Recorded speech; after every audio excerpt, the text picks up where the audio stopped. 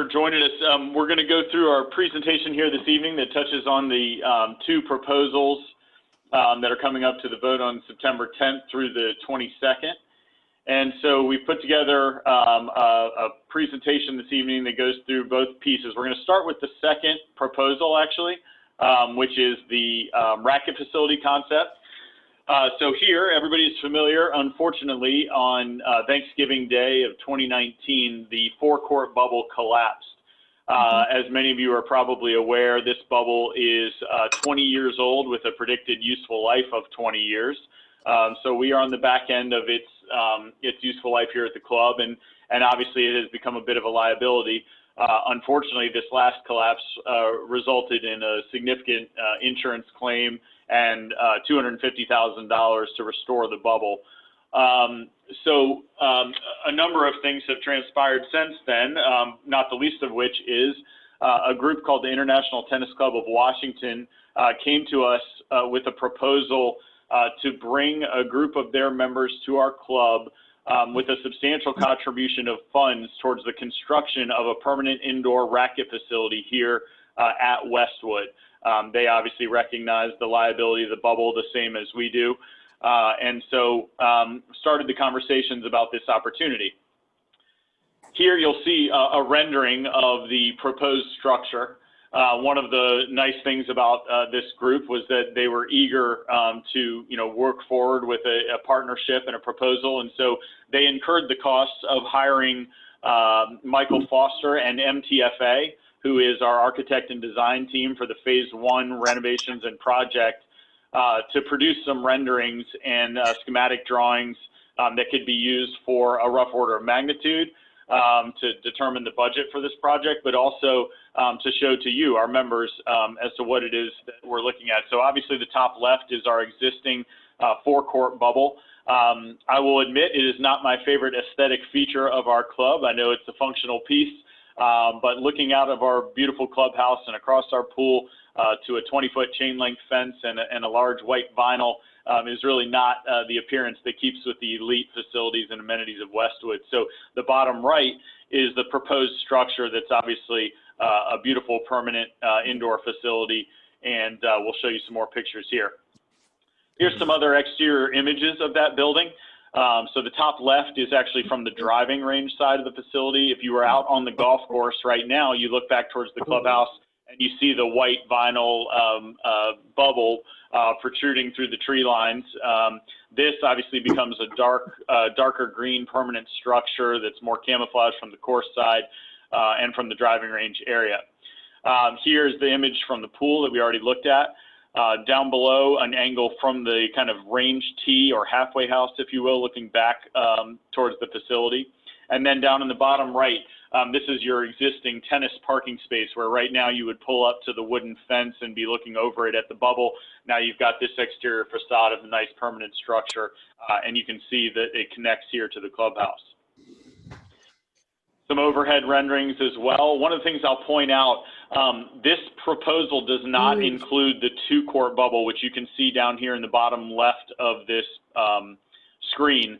The premise of the plan, though, is to be able to complete a future indoor structure that would be connected with this existing piece. One of the parts that was important to us and to members of our tennis community in this proposal was to offer as a covered structure that allows you to exit the forecourt building and access the two-court bubble without, being exposed to the elements as much. So that's what you see here in this bottom left, some nice landscaping and a covered walkway to attach the two facilities. We'll talk a little bit more about the two-court bubble later on. This image is obviously schematic designs of the project, so I'll walk you through this a bit. I'm going to try to zoom in here.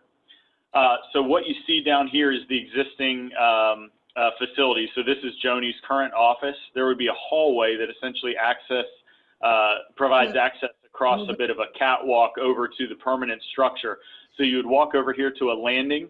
There's a split staircase that goes downstairs to the lower playing level, where there would be some reception areas, some viewing areas, probably some stretching areas to prepare for your match or your tennis, and then obviously access to both the tennis court on the right and to the three indoor tennis courts on the left.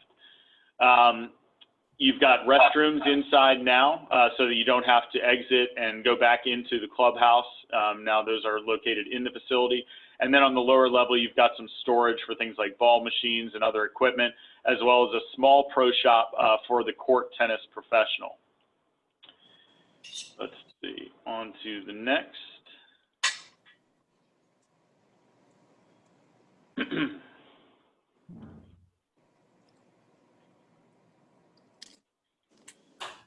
Here we look at the upper level. So again, you come through on the split foyer and you go upstairs now. And what you've got is a large viewing mezzanine. One of the pieces that our partners at the ITCW were interested in constructing as part of this project is a social gathering area that includes, could I ask everybody to mute if you would for me?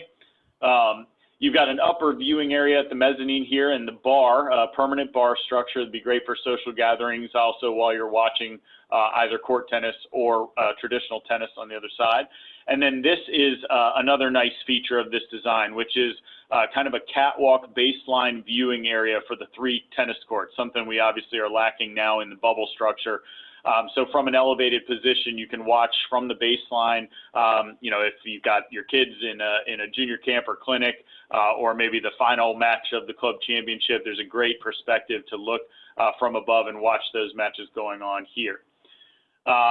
There's also a gallery viewing area from the baseline of the court tennis court.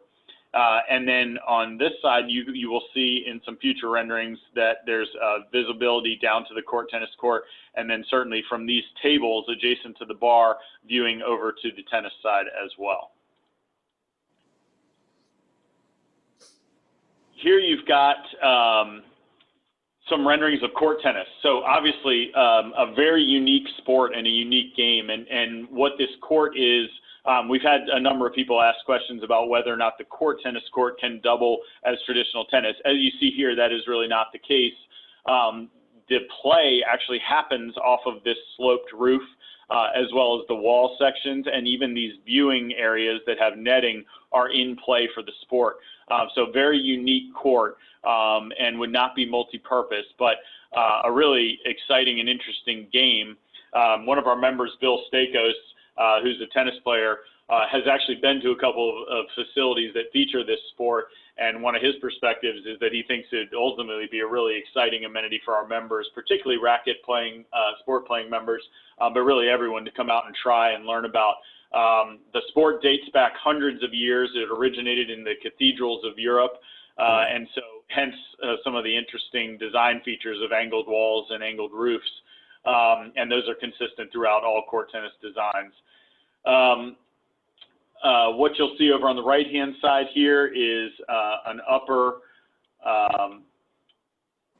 viewing deck. This is the baseline viewing area into the court tennis facility itself.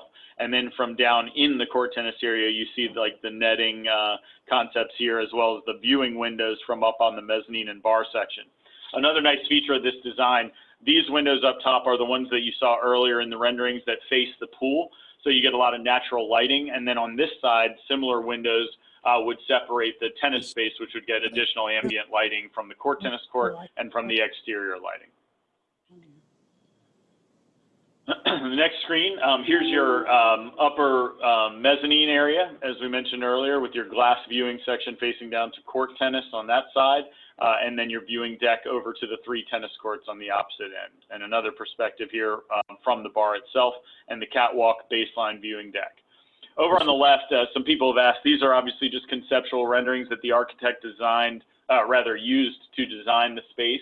Up here in the top right is Trump National. They've got an exceptional indoor tennis facility. And so the baseline viewing deck is something that they featured there, as well as obviously some reception space. And over there is a small bar area. Ours would be a little more expansive. Here are some of the furniture concepts that you might see to overlook the tennis playing spaces. I will reiterate, these are conceptual designs, so we did have some folks ask if we were going to be putting in squash courts or racquetball. That is unfortunately not the case. for the squash enthusiasts, but again, some conceptual renderings of the lower, lounge and viewing spaces in our area that are separated here with the viewing and access to the courts for regular tennis as well as court tennis. Will Deanna let us do that?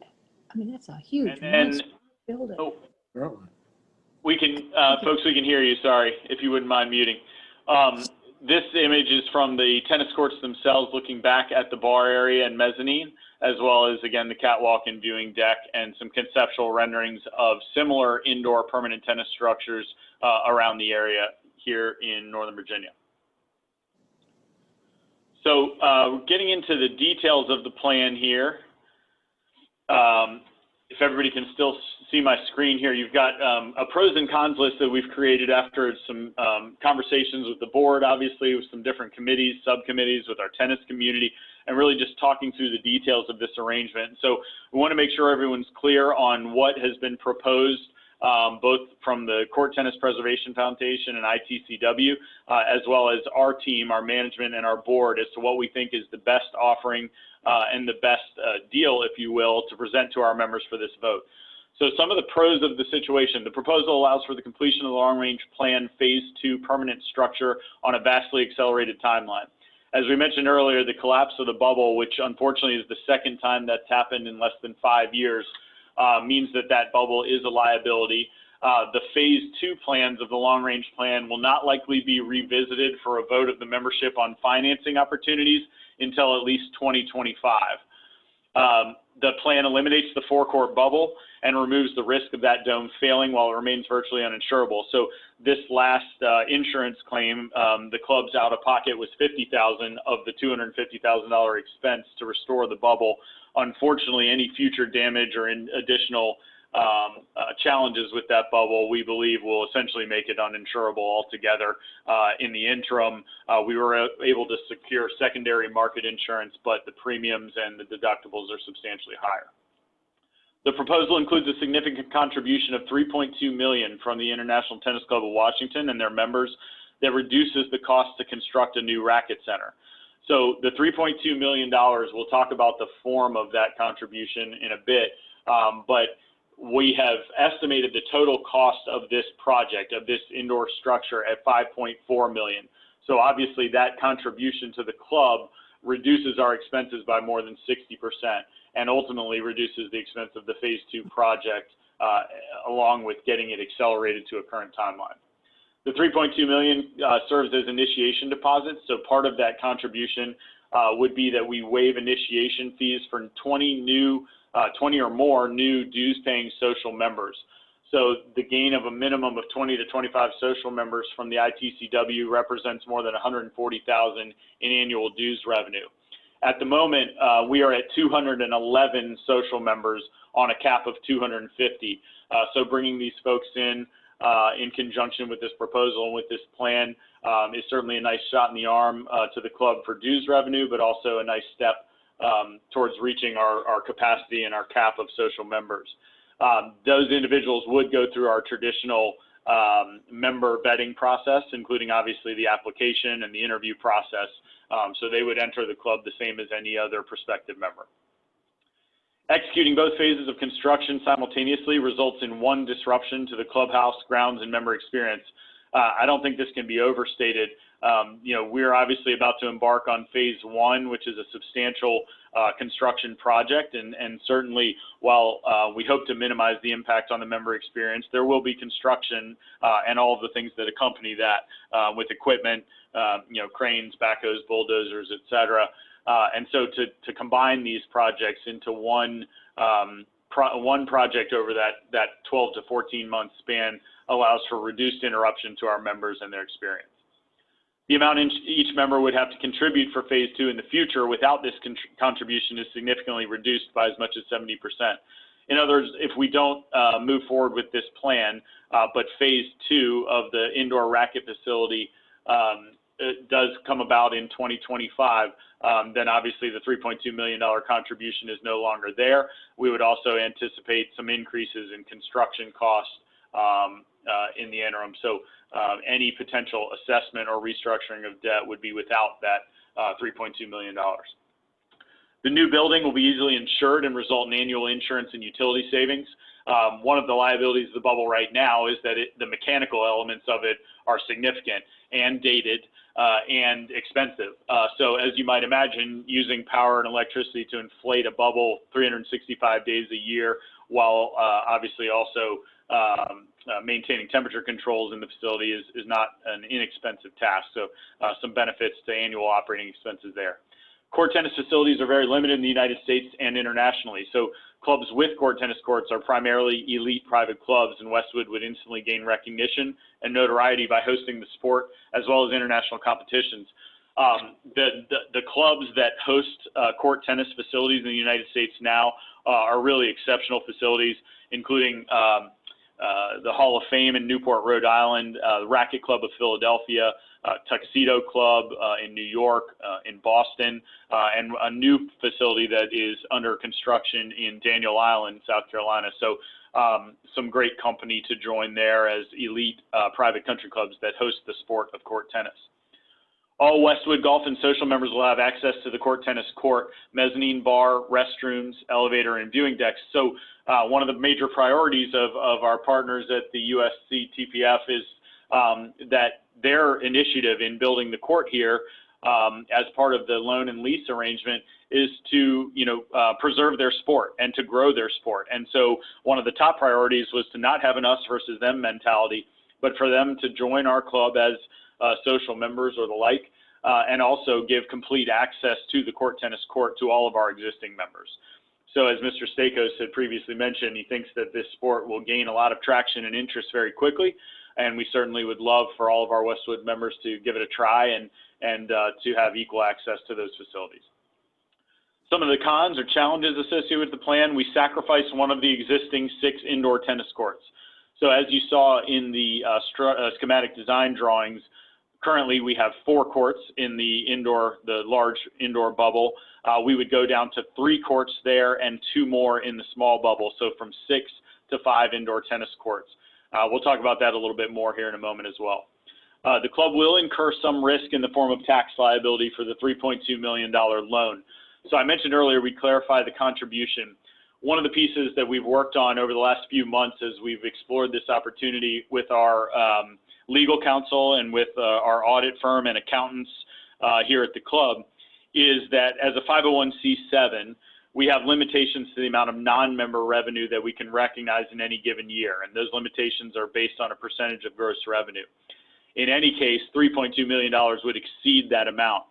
So the structure that has been suggested by our legal counsel and by our accounting firm is to take the $3.2 million in the form of a loan and to repay that $3.2 million over a 30-year period. However, at the same time, we would be signing a lease with the Preservation Foundation for the same 30-year term to bring in revenue to the club from that lease that offsets the entirety of the loan, or the vast majority of the loan. There may be some small gap. So the loan lease arrangement allows us to avoid the threshold of non-member revenue and also to manage and maintain, control over the tax liability of that $3.2 million. So I know there'll be some questions there, and we'll certainly answer them when they come around. But the concept again is a loan lease agreement with the $3.2 million contribution to avoid the non-member revenue threshold and for our 501c7 status. One other con: the 2-court bubble is not within the scope of the proposed project due to the floodplain. So I mentioned that earlier. The 2-court bubble sits almost entirely in the floodplain of the adjacent creek. And so in exploring the options with the town of Vienna, they have essentially told us that it would take some pretty expansive FEMA studies and civil engineering costs to the tune of about $125,000 to $150,000 just to prove whether or not we would be able to construct a permanent structure in that space. So at this time, the 4-court project is the only piece. The 2-court bubble would remain, and the 2-court bubble is also about 10 years newer than the larger 4-court bubble, and therefore much less of a liability to us. Without recognizing the increased dues and usage revenue from the new social members, the court tennis facility would operate at a nominal loss. So In other words, we will be bringing in 20 or more of the social members from the ITCW. That represents a substantial amount of dues revenue, but without that dues revenue, the expenses associated with court tennis are a loss to the facility. I would just remind everybody that virtually every one of our operations is in the same boat. Tennis, fitness, kids club are all subsidized operations at the club, and so court tennis would be in a similar position there. Members recently invested in the club may not have an appetite for additional funding. A percentage of members still have monthly obligations related to phase one. As such, we need to increase debt by $2.2 million to fund the remainder of the project cost. As I mentioned earlier, the total project cost for the forecourt structure is estimated at $5.4 million, with a rough order of magnitude from our general contractors for phase one. And so because of the position we're in with continued long-range plan payments associated with the long-range plan phase one, we just don't believe that the membership has an appetite for any additional assessment at this time. So the proposal is to restructure our existing debt and to finance in the additional $2.2 million. The great news is that at the moment, interest rates are at record lows, and that the restructuring of this long-term debt puts us in a position where there would not need to be any immediate impact or assessment to the members to satisfy that additional debt. And we'll show you a graph here in a minute that reflects that. The indoor teaching facility and pool upgrades are not included in this construction. So if you'll recall, phase two of the long range plan included a golf indoor teaching facility on the driving range, as well as some pool upgrades to the baby pool, a beach entry pool. At this time, again, believing that the members don't have an appetite for any additional assessments, we will be deferring those projects to their originally scheduled timeline in roughly 2025, when the board would obviously revisit those projects and decide which way to approach their construction. The Contributing Preservation Foundation requires a specified and finite court tennis court access. So part of the lease agreement in exchange, for the loan repayment would be their ability to host some events here at the club. I would put those tournaments, similarly to the way we host Monday golf tournaments on the golf course. And so they have asked for the opportunity to host international or national competitions. It'd actually be a pretty exciting opportunity for the club from a branding perspective, but it does involve some interruption to member access to the court tennis court. And I would specify that that is for court tennis alone and not for the tennis courts as well. They would also host some banquet events here at the club in our facilities in association with those tournaments. In addition, their court tennis professional, who we would hire as a Westwood employee, would have the ability to host, clinics and educational opportunities for the expansion of the sport. Joni Hanna and her team of tennis professionals at the moment do teach non-member lessons. It is extremely limited, and that would be the same case for court tennis. The group will require a long-term arrangement due to the magnitude of the contribution. Our letter of intent reflects a 30-year loan lease agreement. I've already touched on that, but the premise would be that we're in this for the long haul. We want this to be a positive relationship with our partners of the Court Tennis Preservation Foundation, and obviously with those who are joining our club as social members. And so this 30-year loan and lease agreement represents our commitment to them as well as their commitment to us. The club will need to hire and retain a court tennis professional. So as you might imagine, it is a bit of an obscure sport. And so we are responsible for the hiring and maintaining of a court tennis professional to run those operations, to teach the sport to our members, to teach the sport to their members, and to help grow the game and really maintain an exceptional experience here with court tennis at Westwood. This graph, when we brought this idea up originally, we obviously circulated with the Board of Governors and some of our committees, and then we wanted to talk to our tennis community, because obviously the first con that I mentioned previously, or opportunity, is the reduction of our tennis courts. And so Mike Moore and Joni helped us pull some reports of usage of our current 6 indoor courts during peak season. So what you see here is from October 15th of 2018 to April 15th of 2019. That represents the last full season we had, because of course the bubble collapsed last November. We wouldn't have full statistics. But what this shows you is during that time period, which we consider peak season, about 16,500 hours, that 9,500 of those hours remain unutilized or idle in this case. About 4,100 of those hours are booked in member play, another 2,400 in lessons, and then some nominal uses for maintenance and USTA. Now, I want to clarify, this does not mean that there are not times when all 6 courts are in use. This just does reflect that there is idle time of substance on those courts, and that it is our belief, and it is the belief of the tennis community that we've spoken with, that the reduction from 6 courts to 5 does not put them in an unmanageable position, and particularly from Joni, who can in fact adjust some of her lesson schedules to make sure that the prime times of those 5 remaining courts are available to our members for booking and usage. So we have some frequently asked questions. We've obviously, as I mentioned, done this presentation a number of times. We want to address some questions in advance before we get to the live conversation. But what is the total cost and breakdown of the payment for the project? So as I mentioned previously, $5.4 million for the total project cost.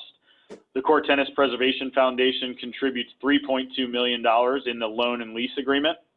Approximately $1.2 million of that is attributed to the actual tennis court and surrounding facilities. So their design specific to the court tennis court, which is obviously unique and different from tennis, and also including the mezzanine viewing bar and areas, as well as the downstairs access and lounge space, are accessible to all of our members and to all of their members. But the cost of that portion of the project is roughly $1.2. $2.2 million would come from Westwood in the form of new bank debt, new long-term debt. So in the restructuring of our existing debt, the $2.2 million would be included there, and you'll see that on the graph below. The club would waive the social initiation fees for approximately 25 social members, and that value of about $750,000. Keep in mind, when we say waiving those social initiation fees, we are accepting the dollars in the $3.2 million, and those dollars in initiation fee structure would otherwise be attributed to capital improvements for the club anyway. So in essence, we are predetermining the use of that $750,000 for the forecourt indoor permanent structure. These same 25 new social members produce approximately $142,000 in annual dues revenue. We mentioned that earlier. So the history of club debt, I think this is a nice graph that tells you kind of where we've come from and where we're going. So back in 2003, you see the $4 million in debt that accompanied an assessment of the members for the construction of the clubhouse, the new clubhouse, our beautiful clubhouse that we're in today.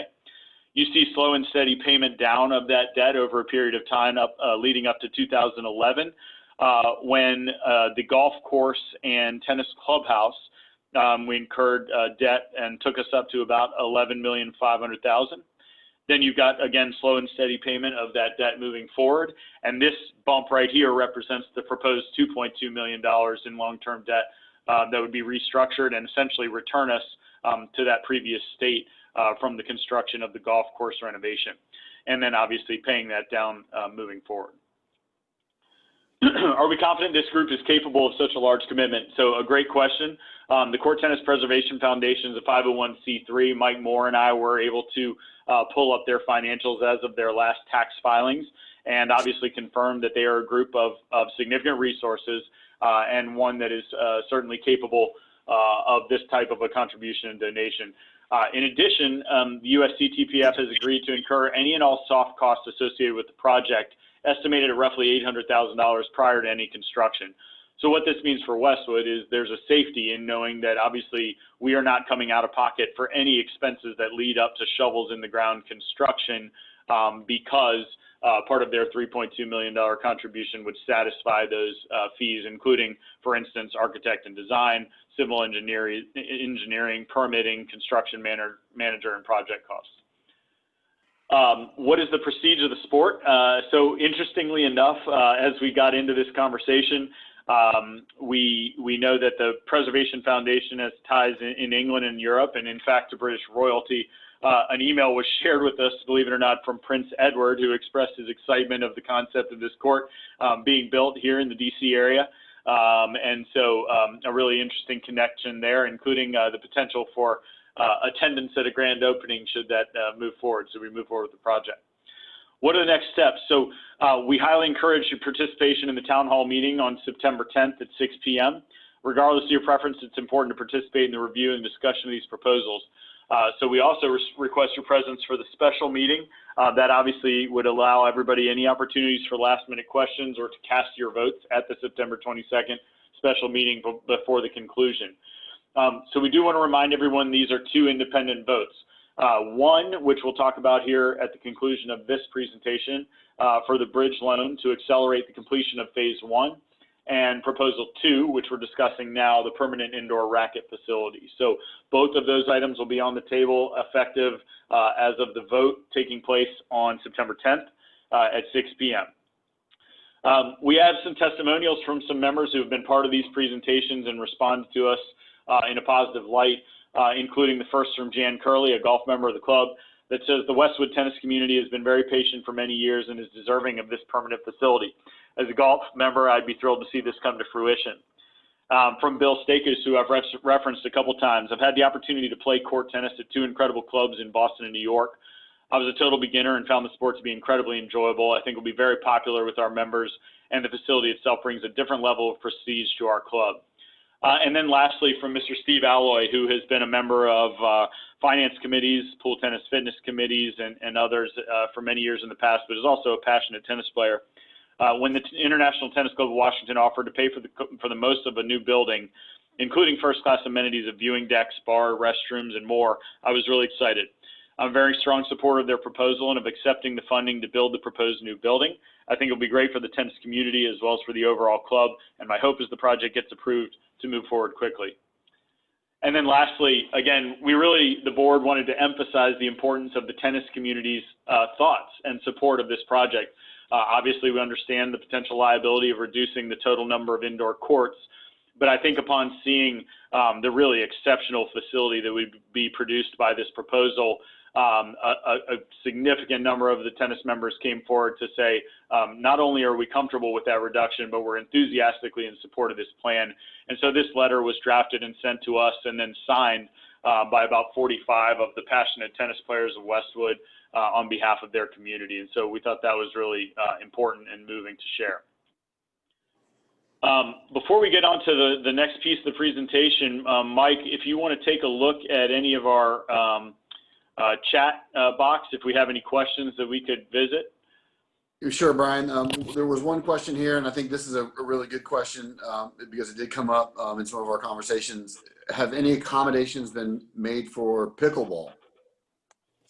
So that's a great question. So right now, the two-court bubble features, I believe, 4 lined pickleball courts.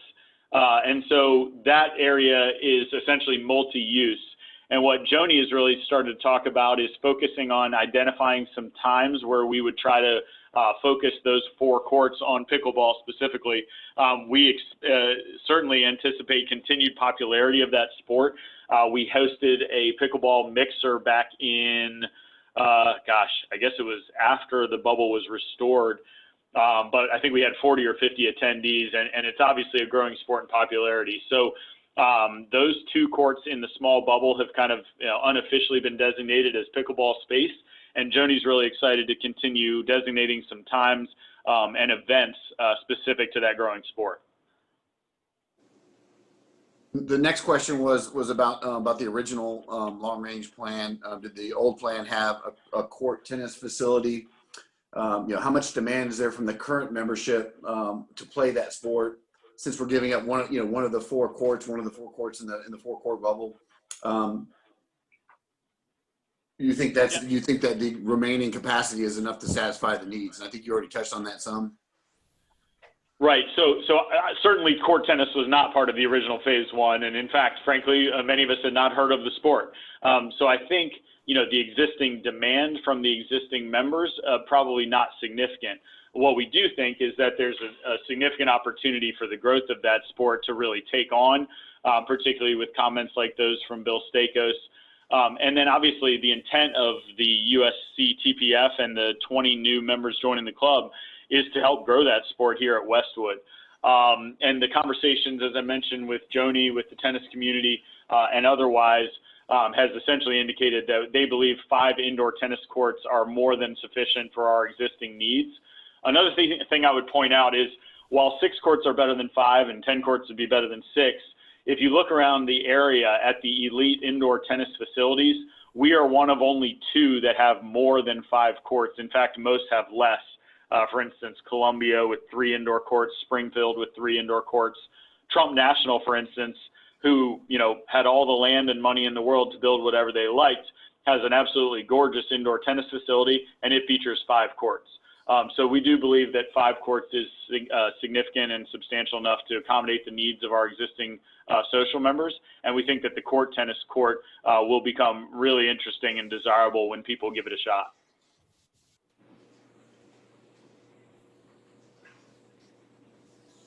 Hey, Brian. One of the comments I actually heard around the club today and yesterday, there was some confusion around court tennis, and is that amenity available for all members?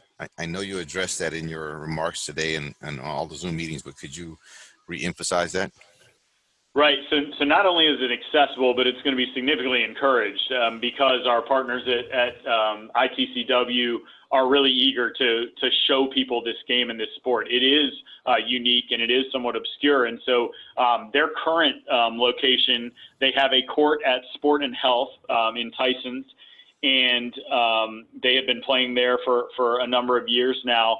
But that lease is coming to an end, and as they look around at an ideal facility to host their court tennis court, one of the reasons Westwood is of such interest is because we have a healthy and growing racket sport group and vibrant tennis community. And they insisted, in fact, that all access to court tennis be totally equal, that they would not have any advanced booking windows or any preference to booking, but that it would be equally accessible to all of our members, social and golf. Brian, another question we had here is, do we have any idea what the current usage that the court tennis members have at their current facility? It's a good question, and they have expressed to us that it's very similar in seasonality to tennis. In other words, there's going to be a kind of a 6-month season where it's in heavy usage, and then like us, when outdoor sports are more prevalent, the usage of the court tennis court drops down. One of the pieces that we've talked about for the sake of maintaining this long-term arrangement is that initially we would ask them for a commitment of minimum dues revenue or social members for a period of 5 years, where they would be committed that a number of these individuals would be here for at least that 5-year period. After that, our contract would include a stipulation that requires minimum usage. And so, as we mentioned, if our peak season usage of the tennis courts is 43%, off season is probably closer to 20–25%. We expect that to be comparable, although it could even be significantly more if Westwood members take to the game, because it is obviously only 1 court as opposed to the 5 tennis courts. Thanks, Brian. This next question is maybe more finance oriented.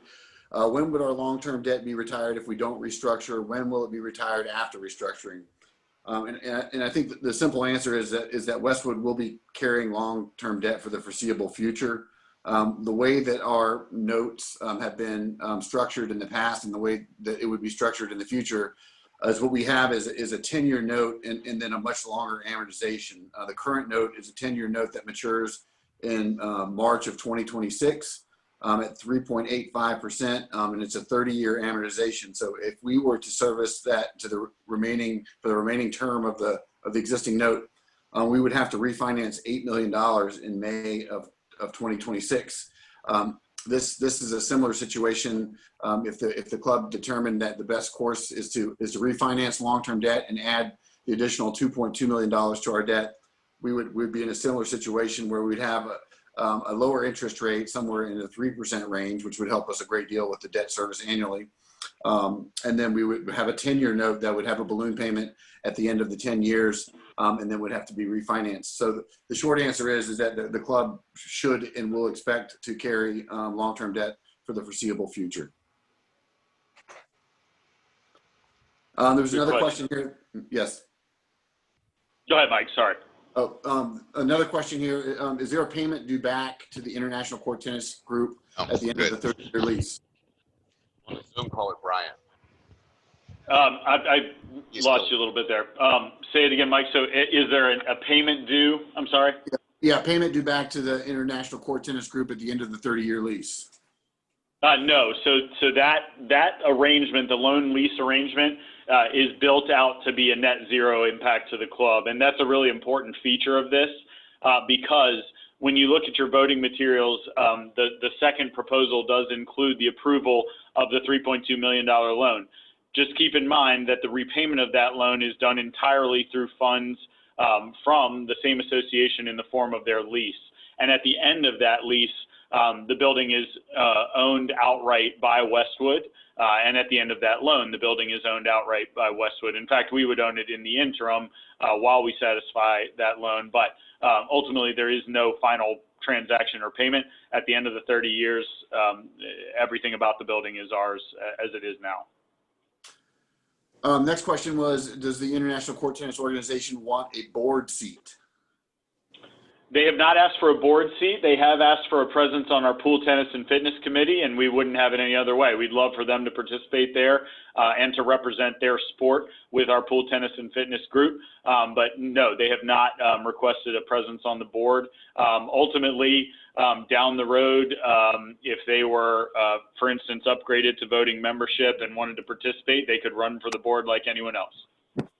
Hey, Brian, that's a great question. And one of the things we have to understand is that these members will come in as social members.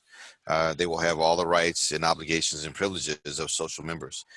Some have indicated that they may want to upgrade to golf, but they're going to be members of Westwood Country Club and be a part of our family. That's right.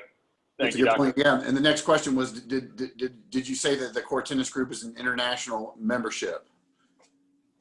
So there are, I believe, 11 and now maybe 12 with the construction of Daniel Island court tennis courts in the United States. There are about 50 worldwide.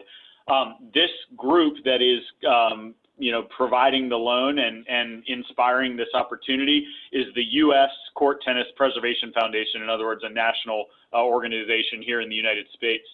But the sport is by all means international, and one of the tournaments and competitions that they hope to host here would be an international championship. One more question. What was the amount of money the International Court Tennis Organization is guaranteeing? It appears to be $2.45 million. No, they are guaranteeing $3.2 million. And so they are guaranteeing all expenses, all soft costs leading up to construction, and a total of $3.2 million in contribution to the club for the project. So that's the amount that we've negotiated to with them as a board and management, $3.2 million. Okay, Brian, that's all the questions for now. Very good, sir. If anybody has any other comments or questions, you're welcome to unmute for a moment here and chime in. Otherwise, please continue to use the chat to post any additional questions. So anything else for the moment or any comments? I know we have a few board members with us tonight, Dr. Himes, Mr. Baker, anybody else? Any comments thus far? Hey, Brian, it's Corey. There was one follow-up question at the end there that came in late. I wanted to make sure. I think I just saw another one pop up. Mike, you got anything else chat-wise? You're muted, bud. Yeah, Brian, they wanted to make sure the 3.2 was guaranteed even if the 25 members didn't join the club, and the answer is yes. Yes, thank you. That is correct. So the 25 members is obviously something that they want and we want to grow our social membership, and obviously for them to have access to their court and to be able to host guests and the like in member privilege. And I'm sorry, what was so the 3.2 million happens regardless of that membership. That's correct. We would be as a club committing to a minimum of 20 memberships for them to have. I should reiterate that. So we would not be able to say you can't have any memberships and we will take all 3.2 million. But the 3.2 million is not contingent upon how many of their members join. Right. The real question is that their appetite it appears to be more than 20, upwards of 30. And the sweet spot is a number that we have to negotiate. That's correct. Any other chat question pop up? Looks like something else, Mike. This question is more bylaws related. It's a question about social members and rights to vote. Do social members have a right to vote? So right now, our bylaws indicate that only social members who joined prior to 2001 have a vote at the club. Any social member who joined after that time does not. And so these social members, as they join in the effect of social members, would also not have a vote.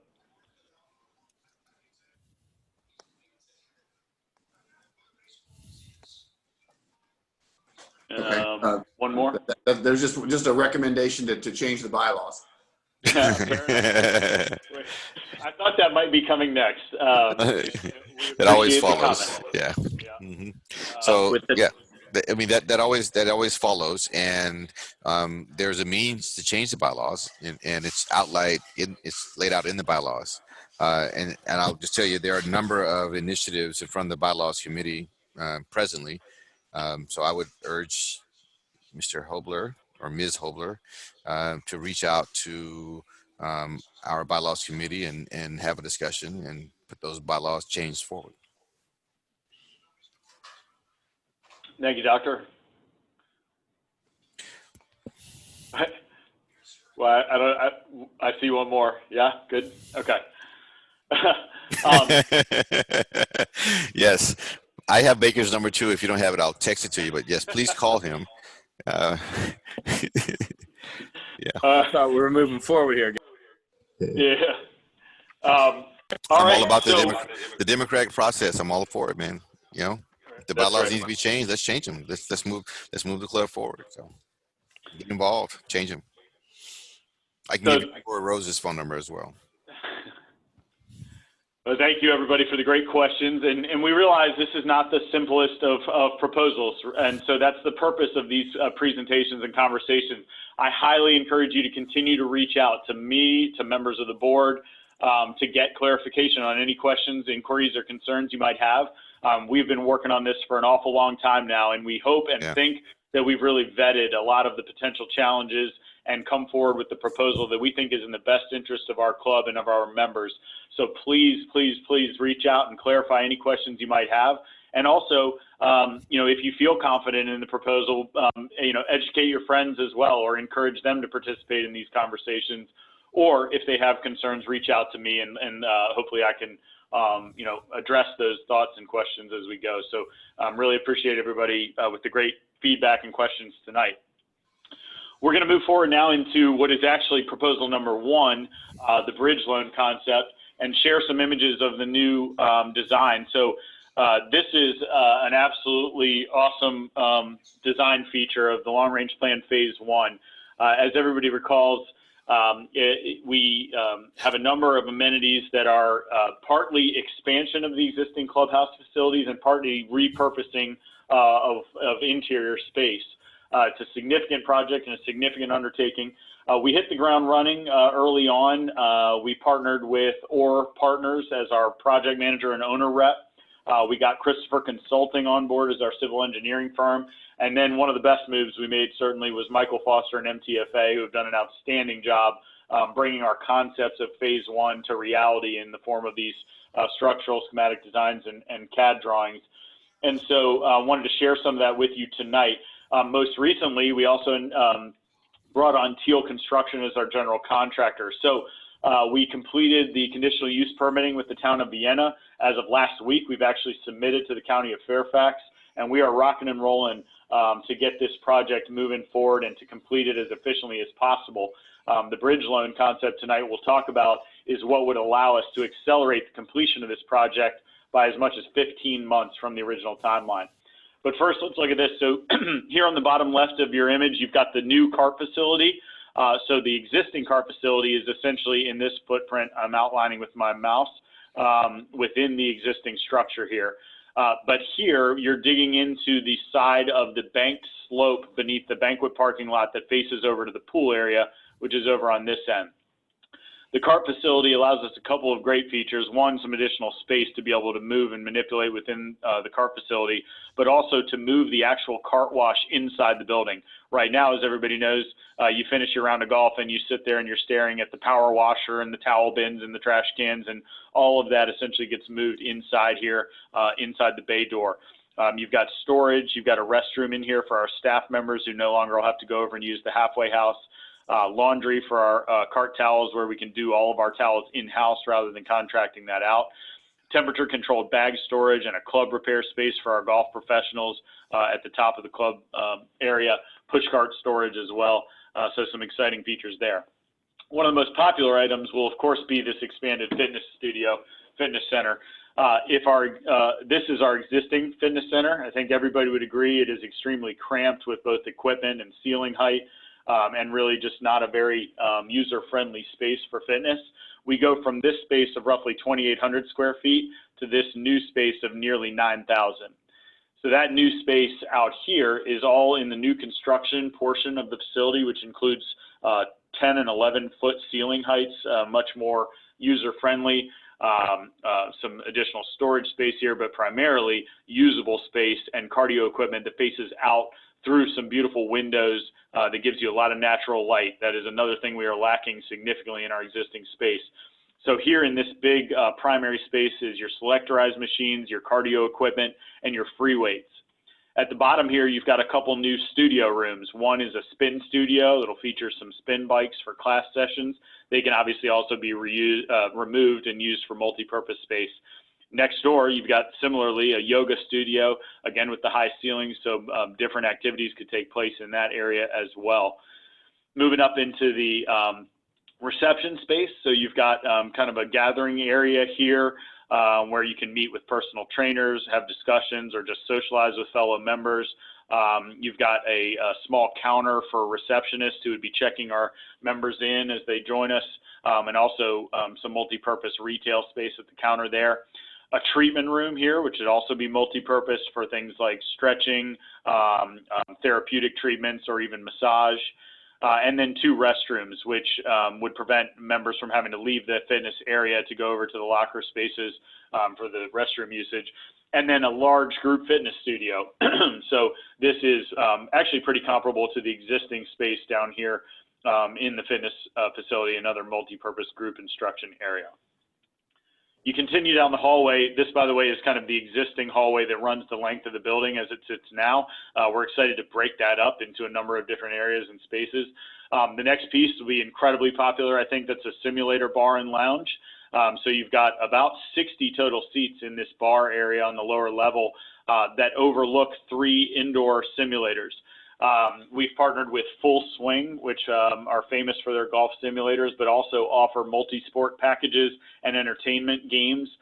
We think will be incredibly popular with the kids as well. So football, soccer, baseball, lacrosse, hockey, target shooting, and then of course more than 200 virtual golf courses to experience. So really exciting space here. We knew we needed to add another bar to Westwood no matter what, and so now we might be able to add 2 between the court tennis and the simulator lounge. And then down here, you've got your wine room. It's a gorgeous wine storage space, wine presentation space, but also a meeting and tasting room or high-end 5-star dining opportunity. We can fit thousands of bottles of wine into this in temperature-controlled storage spaces for the club and for the members, and can also double, obviously, as about a 14-person, 14-seat boardroom environment for meeting space, which I'm sure will be popular for kind of private event business as well. And then down here in the existing fitness facility is being converted to a kids club space. This is the existing kids club at roughly 800 square feet. This is our new kids zone at nearly 2,800 square feet. And so one of the statistics that I love about our club and that I found when I joined as the general manager to be very intriguing is we have more than 400 kids between the ages of 4 and 11. And so this kids club space is incredibly meaningful to the parents and young families of Westwood. So you've got a game room and theater space here in the back of the room, the barn doors that can slide open to expand seating for the game and theater room. This will be more of an interactive kind of jungle gym or pirate ship type of physical play area in the middle. And then out at the front, you've got our kitchenette where we can provide food service to the kids during dinner time or lunch service, as well as controlled space for the real little ones over here, and high visibility for all of our Kids Club employees to watch the kids in play and in action. And then the restrooms that are currently out in the hallway will be built into the Kids Club space so that there's no safety concerns of kids having to leave this area to go to the restrooms and be accompanied by our supervisors in that space. So that's the schematic renderings. We're going to scroll down here and give you some, some CAD drawings as well. So here is the exterior rendering. This is a beautiful image. See if I can make this a little bigger for us. Beautiful image of the exterior of this new expanded space. So what you see on the back side here is the cart facility I mentioned, which is kind of dug into the existing hillside below the banquet parking. And then this area is all your new fitness space. So again, you've got 9-foot ceilings, 9-foot windows, 11-foot ceilings, but 9-foot windows creating natural light inside of the facility on the two sides here.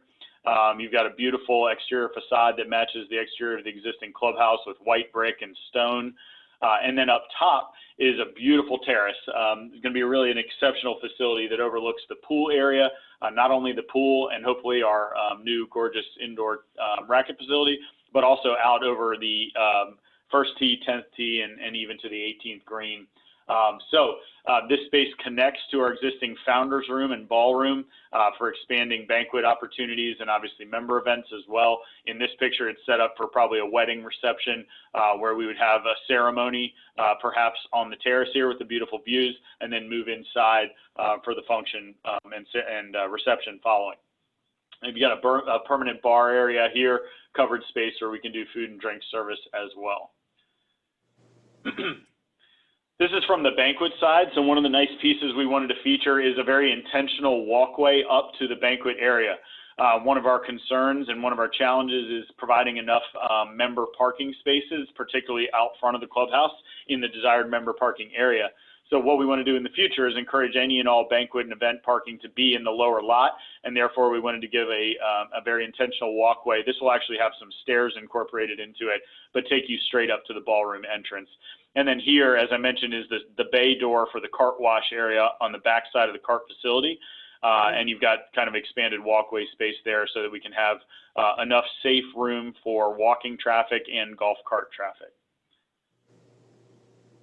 Here's a lower level view of what we've already looked at before. Again, the nice high windows for natural lighting into the fitness space.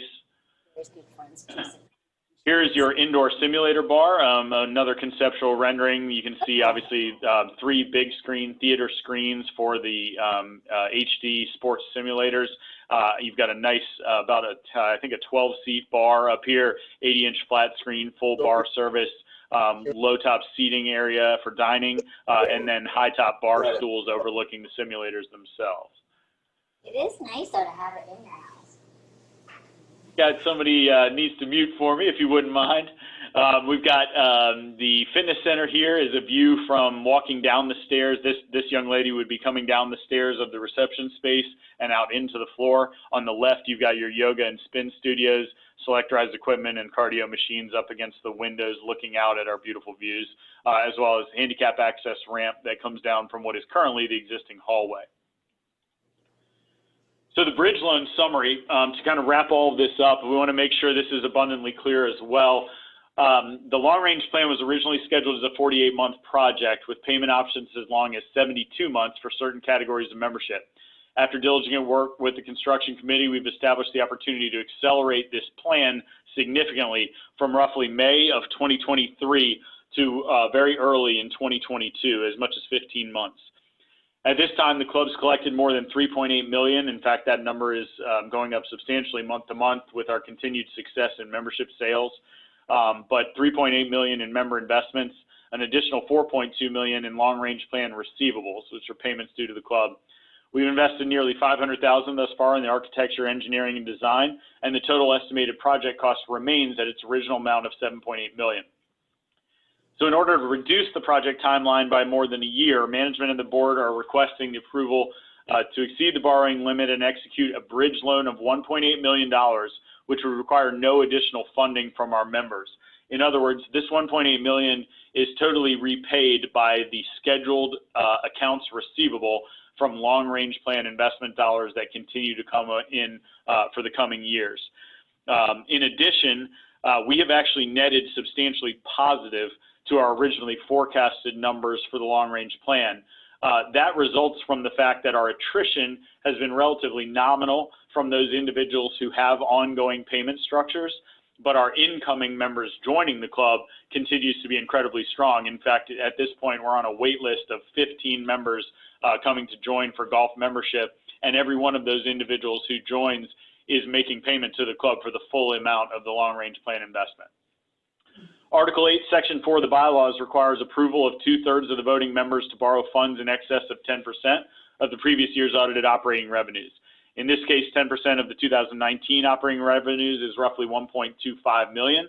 And so in order to secure the 1.8 bridge loan, we do need approval of the membership. We in fact need the supermajority approval of the members who participate in the vote. So we believe this is a really incredible opportunity to get this project done for our members in a more timely fashion, to do it extremely responsibly with the use of a short-term debt mechanism. And ultimately, we need the approval of 67% or more, a supermajority of the voting members, to make that happen. So we respectfully request your approval of the bridge loan to accelerate the completion of the highly anticipated Phase 1 renovation. We hope you're as excited as we are about these drawings.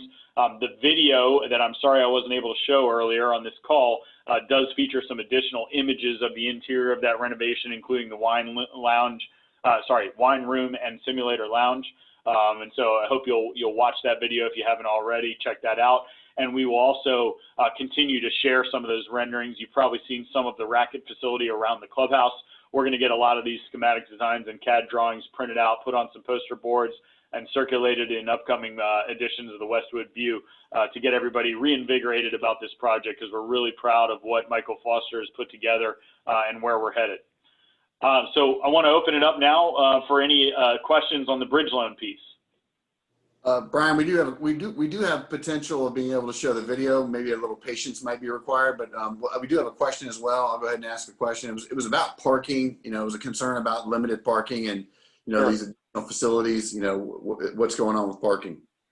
That's a great question. And so one of the things that we've looked at here is, especially with the banquet facility, we want to reiterate that the purpose of the expanded terrace is not to expand the opportunity for numbers of people to attend the club or to attend events. It's the opportunity for us to sell more dollars to events by bringing their events on site. But frankly, we can't provide food service to that terrace without going through the ballroom or founder's room anyway. And so our vision for that space is A, member events, which obviously wouldn't change anything about capacity or parking space, or B, to coincide with existing private event business and catering business. In other words, as I mentioned earlier, perhaps a wedding where the ceremony takes place on the terrace and the reception takes place in the ballroom, or maybe a corporate luncheon or outing who wants to have their meetings inside in the ballroom but get out for some fresh air for a luncheon. So we think that'll help us drive some additional revenue, but it does not increase the size or capacity of our venue. And then with the additional member spaces, you know, while the fitness center gets larger, there's still kind of a finite amount of use that we would expect. Also, fitness center usage does not generally coincide with our busiest parking times. In other words, evening banquet events and business. Simulator lounge, quite frankly, we think we may cannibalize a bit of our existing pub business. We don't see a major expansion of total members using the club simultaneously, but rather expanding the amenities that we can provide and the desirability of our club accordingly. There are a few additional parking spaces in this design, but they're pretty nominal. Maybe 5 or 6 down in the court in the tennis area, adjacent to the pool. There is some additional opportunity for member parking construction at a later time, but that's not part of this project. I would also point Brian, out. Yes, sir. Just to be clear, we're not losing any parking. as a result of any of this. In fact, we pick up a few spaces. So We pick up can't 5 or make 6. space that's not there. Are we not? We're not losing any though, right? No, we will net gain about 5 parking spaces. We're We've not also, changing the membership caps. that's also correct, and that was actually very important for the town of Vienna. We have no intention of growing our membership volume. This is an amenity for our existing members and for future members that fall within the cap. So 250 cap of social right now and a 500 member cap for golf, and those don't change as a result of this renovation.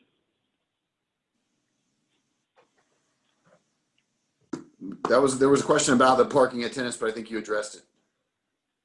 Yeah, the other point I would make there is, our biggest parking challenges are traditionally with banquet events and business, and most often when they coincide with, our busiest Friday night dining for member dining.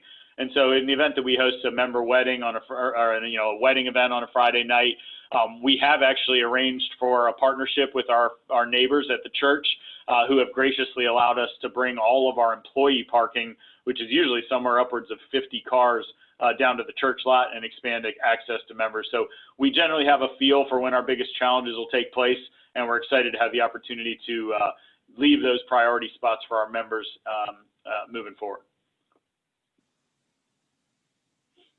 And add valet parking when needed. Absolutely, for both our members and for events. Any additional questions in the chat, Mike Moore? No, not at the moment. Well, I'll certainly let any of our attendees chime in or comment, or any board members who'd like to add anything to the conversation. But ultimately, as I mentioned previously, it's the goal of management and the board to really review these opportunities and to vet them out to the best of our abilities and present the most desirable options to our members, and then to have our voting members decide what they think is best for our club. I don't want to speak for the board members on this call, but I think there's obviously a consensus that these are 2 really exciting opportunities for our club. And we'd very much look forward to the ability to accelerate the phase 1 project, accelerate the phase 2 project, minimize disruption in the form of construction over the next 5 years, and get it all done in more like 12 months to 14 months. And really roll into the year 2022 with what I would consider to be the elite country club in the state of Virginia. And we think those are really exciting prospects, and we hope you do as well. Hey, Brian. Yes, sir. Brian, this is Kevin. Just a couple for the audience that we appreciate everyone being on the Zoom. Obviously, these are 2 very independent decisions. We will be going out, obviously, with the town hall meeting next Thursday, but we're looking for hopefully over 80% participation, either vote yes, vote no, vote yes for the bridge loan, vote no for the international tennis. But as the board, and really kudos, Brian, to you and Mike Moore and to everyone that's participated in this. The board has been working on this for about 6 months. I personally was very skeptical. I hated the thought of losing a court, but as we met with the folks from International Tennis, we were very impressed with their professionalism. I will say that, we are in a bubble. We are in COVID crazy world that's impacting our food and beverage, but to be where we are with a full membership of how many folks on the golf wait list? We have 15 on a golf wait list now, and we sold 12 new memberships each month in May, June, July, and then I think 7 more in August, which, given the environment, is very comforting to say the least. And it is the biggest wait list. Mike Baker should comment, but where we're in the most significant deficit is our social membership, and the view by a lot of social members, and I know there's a debate about vote, is that the social members, and particularly the tennis community, have really feel like we've underinvested. So I look at this international tennis community opportunity for an amenity that's quite unique. It's real money. We've gotten confirmation that they are compiling all their monies, and all of our due diligence has shown that this is a very legitimate and frankly, a very complimentary amenity to Westwood. So I hope everyone will consider that. And for For anyone that has any questions, obviously, please feel free to reach out to Brian and to the board. Thank you for your time tonight.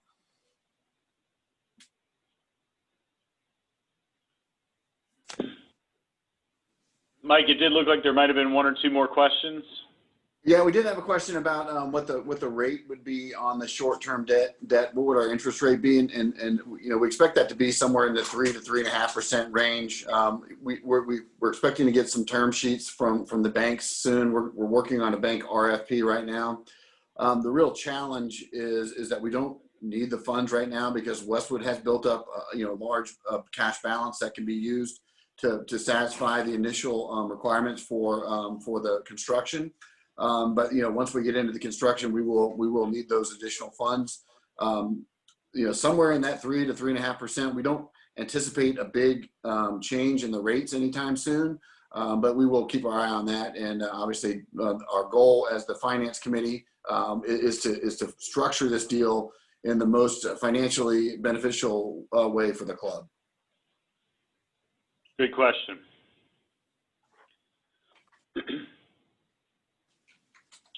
Any other questions or comments we can answer or respond to before we call it an evening? I don't know if it's necessary. Do we want to try to share the video, Mike? Sure. I mean, I think let's try it and see if it works.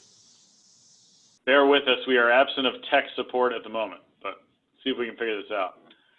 So, Mike, do you want to give it a run? Yeah. If not, I can talk about the punchline at the end.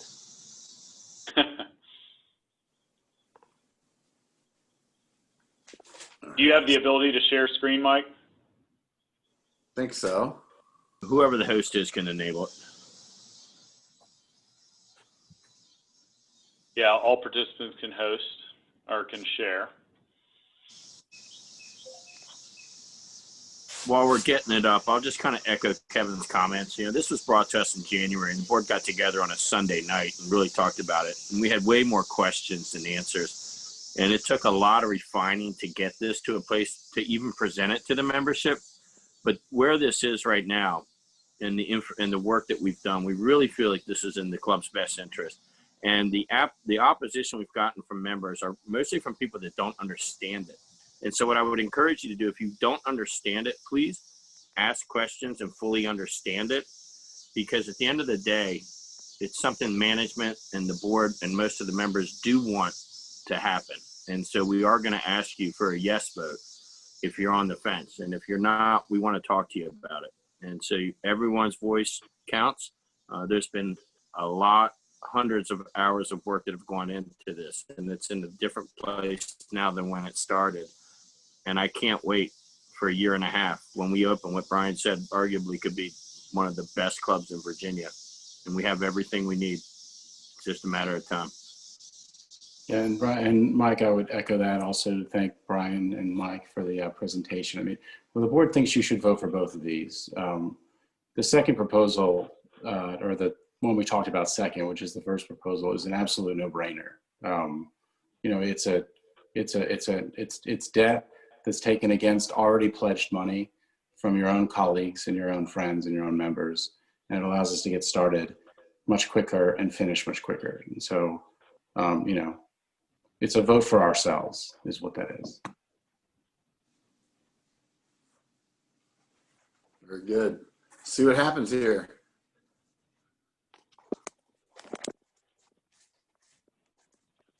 I'm on YouTube. That's right, isn't it? What odds we get the audio but not the video? Then we got to put them both together. Oh, You can't do video. Can't hear it? Same thing here. We're getting the video without the audio. Okay. Did you want to try it? Did you want to try it, Mike? Okay, sorry about that. It's a good video, but at this point, it's anticlimactic. It'll never live up to the. Yeah. Thanks. It's been emailed around. I can try it real quick. I guess I'm gonna have the same reason as you. Screen share. Is there anybody that Mike, hasn't seen it? You wanna chat?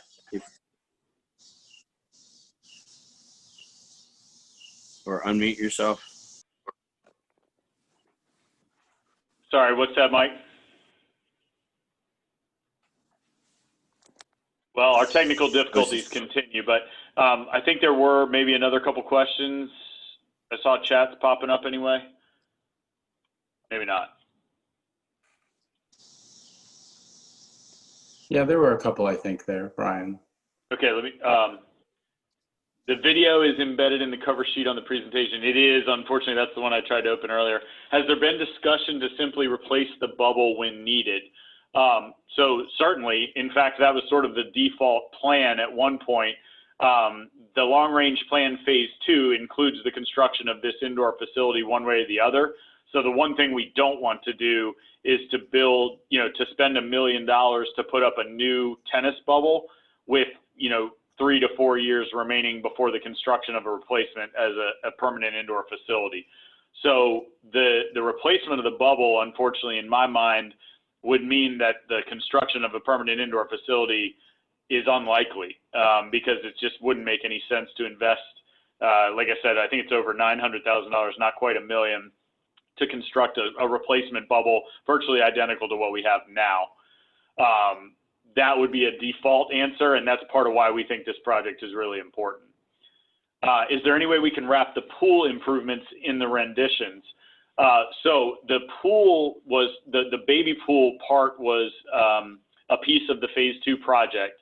I think we still have every intention of doing that. In fact, we have even some more grand plans for the pool in the long haul, part of our 10-year capital improvements plan. Unfortunately, pretty much any additional expense to the members associated with this project, including the indoor teaching range facility or the baby pool renovations, would almost guarantee the need for some type of an assessment. And that was something we were very much trying to avoid with these proposals. And then with limited land, it seems like vertical building would be wise. Is that in reference to, I'm not sure what that was in reference to. I think the question was, instead of building out, can we build up? But aren't we limited by what the town will let us do? We can't go much higher, can we? Oh, yes, that is correct. So there's a roughly a 35-foot to grade Town of Vienna permit restriction that would prevent us from going any higher, frankly, than the existing roof of our clubhouse. Good question. And the terrace, the facility behind the terrace where the golf carts are is being built such that it would support another level if ever in the future we were able to do that. It's being, future engineered for that. Good question, and yes, absolutely. That was one of our requirements of MTFA and Teal, is that the construction of the cart facility be able to support future construction should we ever want to expand building on top of that space. I know some different concepts have been thrown around, including the potential for like an on-site cottage facility or something. So it is the structure of that cart facility will be able to support that.